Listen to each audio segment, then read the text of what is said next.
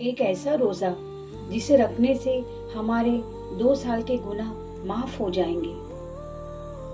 لیکن رکیے، بہت سے لوگ اسے عام روزہ سمجھتے ہیں یا انہیں معلوم ہی نہیں اسے کب رکھنا ہے۔ یہ روزہ عید سے 1 دن پہلے رکھا جاتا ہے۔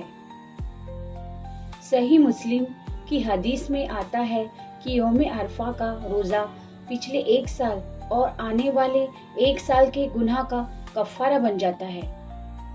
اور یاد رکھیے، اس دن مانگی گئی دعائیں سب سے زیادہ قبول ہوتی ہے۔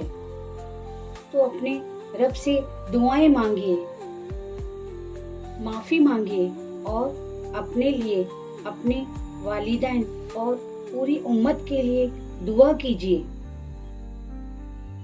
اگر آپ بھی یہ روزہ رکھیں گے تو انشاءاللہ ضرور لکھیں اور اس نیک بات کو آگے شیئر ضرور کریں تاکہ یہ آپ کے لیے بھی صدقہ جاریہ بن جائے۔